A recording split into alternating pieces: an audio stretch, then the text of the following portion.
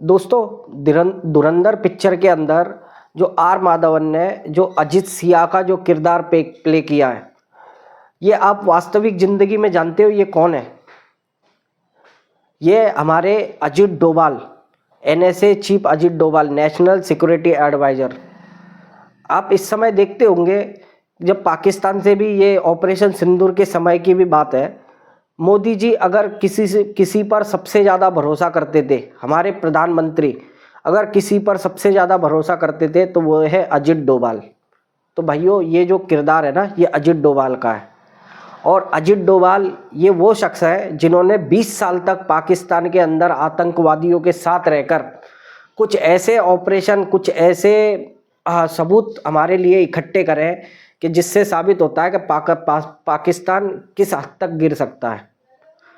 लेकिन भाइयों, इस पिक्चर के अंदर ये अजित डोभाल जो है ना, ये पूरी तरीके से बेबस, लाचार और ऐसे कमज़ोर नज़र आ रहे हैं, क्योंकि इन्हें इंटेलिजेंट के मामले में पता तो सब कुछ होता है क्या होने क्या वाला है और कैसे ये पाकिस्तान हमें, हमारे देश को खोखला कर रहा है, लेकिन ये उस समय रोक नहीं पाते। तो यार, सवाल तो मेरा भी यही है, क्या उस समय की सरकारें, इनको कोई चिंता नहीं होती थी या इन लोगों के हाथ बांध के रख दिए थे? क्योंकि इन्होंने उस पिक्चर में एक मोमेंट में एक ऐसा भी वाक्य बोला गया है कि जिसमें कहा है कि भविष्य में अगर कोई सरकार ऐसी आएगी कि जिसको देश के हित की चिंता होगी, उस समय ये सारे सबूत काम में आएंगे। तो क्या ये जो अब पिक्चर बनाई है और ये इस पिक्चर में जो सबूत दिखाए, क्या ये भविष्य वाली सरकार ही है जो देश हित में है? भाइयों, ये फैसला तो मैं आपके हाथ में छोड़ता हूँ, लेकिन आपको इसमें एक और सच्चाई मैं बताता हूँ। इस पिक्चर के अंदर पाकिस्तान में कैसे हमारे यहाँ के नोट, नकली नोट छापे जाते थे ना, वो भी दिखाया है, और हमने नोटबंदी क्यों करी थी ये भी बताया गया है। अब भाइयों, हमारे यहाँ का कोई पार्लियामेंट का कोई मिनिस्टर उस समय का, 2002 से आप 2009-10 तक की ये बात समझ लो, कोई पार्लियामेंट का मंत्री जिसका बेटा प्राइवेट जेट से दुबई में एक इमरजेंसी लैंडिंग करता है, कुछ तकनीकी खराबी का, अपने जेट में कुछ तकनीकी खराबी का बहाना बनाकर, और 1 घंटे तकरीबन वहाँ पर रुकता है और फिर वो जहाँ जाना होता है वहाँ जाता है। उस समय में बताया जा रहा है, क्या जो नोट छपाई की जो प्रिंटिंग की जो प्लेट थी ना, वो पाकिस्तान के आईएसआई को दे दी गई थी। भाइयों, मंत्री का बेटा हमारे यहाँ का, हमारे अपने सैनिक बॉर्डरों पर मर रहे हैं और ये मंत्रियों के बेटे कुछ चंद रुपयों के लिए अपने देश को बेच रहे हैं। आखिर कौन था वो मंत्री? आप खुद गेस करके बताना भाइयों, उस समय ये कौन मंत्री हो सकता है जो पार्लियामेंट का था और जिसका बेटा ऐसे प्राइवेट जेट से जाकर वहाँ पर हमारे जो नोट है उसकी जो डाई दे के आया है वहाँ पर। दूसरा ये था भाइयों कि इतना ही नहीं, उस नोट का जो कागज़ आता था, एक ब्रिटिश कंपनी इस हमारे जो नोट बनते थे उसकी जो कागज़ बनाती थी, वो सेम कागज़ हमारे यहाँ पर भी आता था। वही सेम कागज़ इन मंत्रियों के द्वारा वहाँ पाकिस्तान में भी पहुँचाया जाता था, यानी कि वही सेम कंपनी दोनों को भी कागज़ दे रही है। अब आप सोच सकते हो कि कितने हाई लेवल पर ये नोट छपाई हो रहे होंगे। रोज़ न जाने कितना करोड़ रुपए छपता था, और वो पैसा नेपाल के रास्ते पूरे भारत में, यूपी में भी कुछ ऐसे मिनिस्टर थे, यूपी में भी कुछ ऐसे लोग थे कि जो इस रैकेट में साथ थे कि वो इसको देश में फैलाते थे। पता है आपको नतीजा क्या था? नतीजा, आईएसआई बहुत स्ट्रांग हो चुका था उस समय, हथियारों के लिए भरमार पैसा था इनके पास। पाकिस्तान की अर्थव्यवस्था देखो आप उस समय, और हम यहाँ पर आप हमारे घाटी में देखो किस तरीके से आर्मी वालों पर पथराव होते थे। इन लोगों को फंडिंग करी जाती थी, आतंकवाद को फंडिंग करी जाती थी, क्या आर्मी वालों पे पत्थर फेंको। समझ रहे हो बात को? तो ये सारे काम होते थे उस एक काम करने से।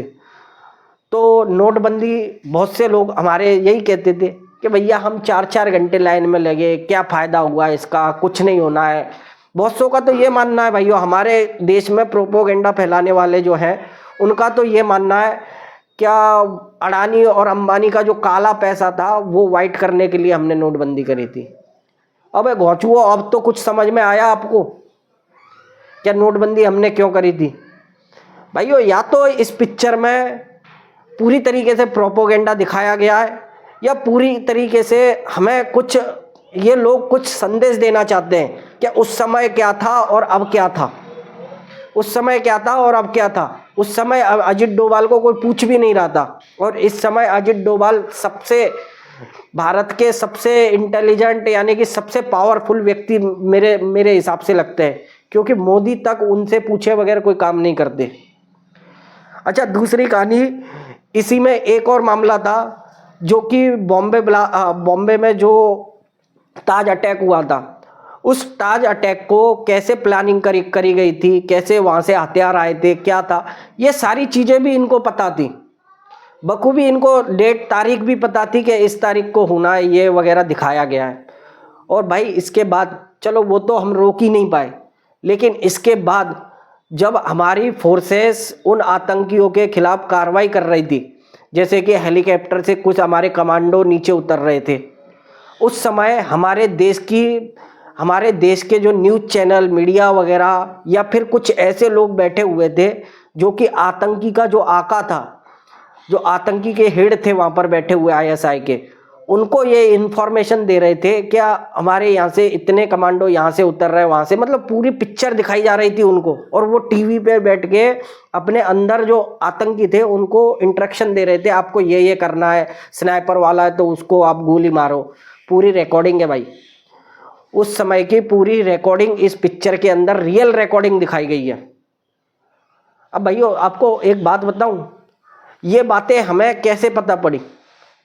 ये बातें हमें ऐसे ही पता पड़ी जैसे उस पिक्चर में हमारा एसिड रणवीर सिंह जो है उनको हमारा नेशनल सिक्योरिटी का एक एसिड बनाकर हमने उनको आतंकवादियों के बीच भेजा। ऐसे ही सेम भाइयों रियल लाइफ में भी ये जो है ना, हमारे जो रॉ के एजेंट होते हैं ये इसी तरीके से इनके बीच में रह रहे होते हैं और ये एक एक पल पल की खबरें देते हैं हमें। लेकिन भाइयों ये हम अपनी जान को दांव पर लगाकर देश के लिए ये सारा काम कर रहे होते हैं।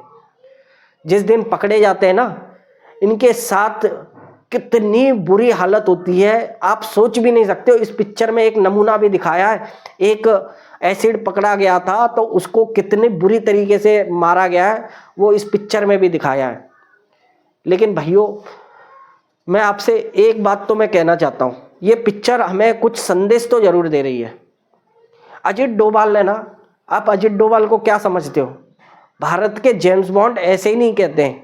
अगर अजित डोभाल ने ऐसी कोई बात कही है तो भाइयों मैं मानता हूँ क्या भले ही कैरेक्टर नकली हो सकता है, लेकिन अजित डोभाल ने जो बात कही है ना इस पिक्चर के थ्रू, वो हमारे देश के हर व्यक्ति को समझनी चाहिए क्या हमारे लिए कौन अच्छा है कौन बुरा है। आपको अजित डोभाल की भी एक कहानी बताता हूँ। आज अगर अजित डोभाल को उस समय, अब मैं कौन सा समय बता रहा हूँ आप सोच सकते हो, मोरारजी देसाई वाला जो इंदिरा गांधी के बाद बने थे, उस समय शायद थोड़ा सा सपोर्ट देश की मतलब प्रधानमंत्री का मिला होता हमारे, तो शायद आज पाकिस्तान परमाणु हथियार नहीं बना पाता। परमाणु बम जो पाकिस्तान ने बनाया वो नहीं बना पाता।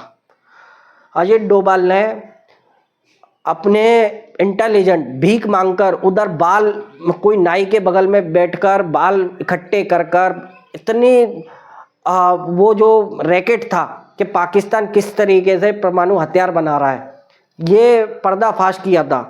और जहां खान रिसर्च सेंटर में ये परमाणु हथियार बनाया जा रहा था उस जगह को अजित डोभाल ने उड़ाने की प्लानिंग कर ली थी, वो भी इजराइल के साथ मिलकर।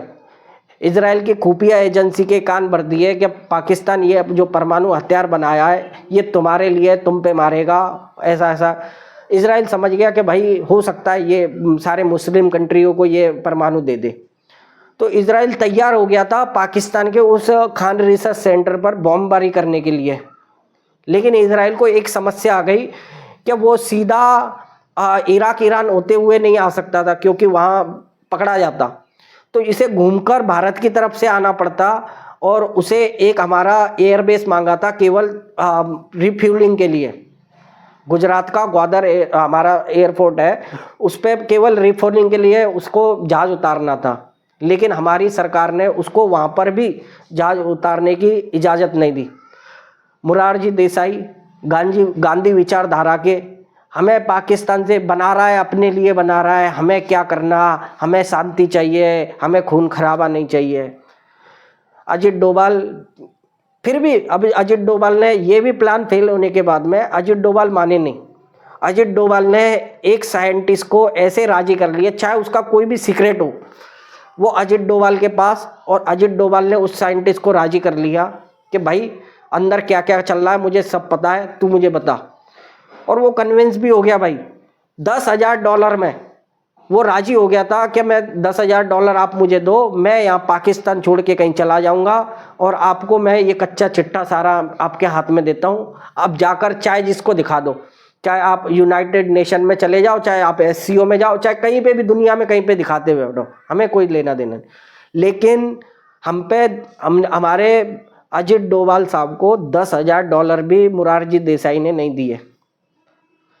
और तो और भाइयों, जैसे ही अजित डोभाल ने इनको बताया कि पाकिस्तान ये कर रहा है, हमारे प्रधानमंत्री पाकिस्तान के प्रधानमंत्री को रात को फ़ोन लगाकर और उनको सारे ये कच्चे चिट्ठे बता दिए कि तुम क्या कर रहे हो, हमें सब पता है कि ये यहाँ पर तुम परमाणु बना रहे हो, ये बना रहे हो। नतीजा ये हुआ कि हमारे जो जितने भी एसिड थे, ये अजित डोभाल के साथ की जो पूरी टीम थी, पाकिस्तान के पाकिस्तान में चुन चुन कर मारे गए, चुन चुन कर इनको मारा। एक अजित डोभाल ही थे जो उनमें से जिंदा लौट के वापस आए थे। तो इतनी घटिया हरकतें तो हमारे प्रधानमंत्रियों ने उस समय करी हुई हैं। ये इतिहास की सबसे बड़ी गलती मानी जाती है, भारत के प्रधानमंत्री द्वारा करी हुई सबसे बड़ी गलती है। आप गूगल सर्च करके देख सकते हो। तो इस तरीके से भाइयों कुछ कारनामे हमारी भारत के सरकारों ने भी करे, और शायद ये वही समय था कि जिस समय इन लोगों के हाथ बांध दिए गए थे। लेकिन आज आपको फैसला करना समझना चाहिए। आज आप देखते हो कि PM मोदी अगर कोई फैसला करते भी हैं, कोई भी ऐसा देश का मामला आता है, या पाकिस्तान से हो, चाहे वो रशिया से कोई डील हो, या फिर अमेरिका से हो, अजित डोभाल सबसे फ्रंट पर रहते हैं। इसीलिए नहीं होते हैं, जो इन्होंने ये सारे काम करे हैं ना, इस वजह से होते हैं। तो भाइयों इस पिक्चर में जो अजित डोभाल जो संदेश देना चाहते हैं ना, मेरे हिसाब से वो संदेश सही है, संदेश सही है। आप फिर भी मैं आपको दोबारा एक सवाल पूछता हूँ, उस समय कौन सा ऐसा मंत्री था जिसके बेटे ने ये सारा काम करा हुआ था? कौन था वो? आप गेस करके मुझे कमेंट तो कर सकते हो।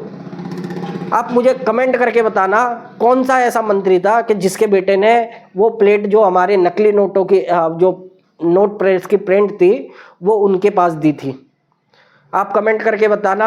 और आपको वीडियो अच्छी लगे दोस्तों तो लाइक करना, चैनल पे नए आए हो तो सब्सक्राइब करना। जय हिंद भाई।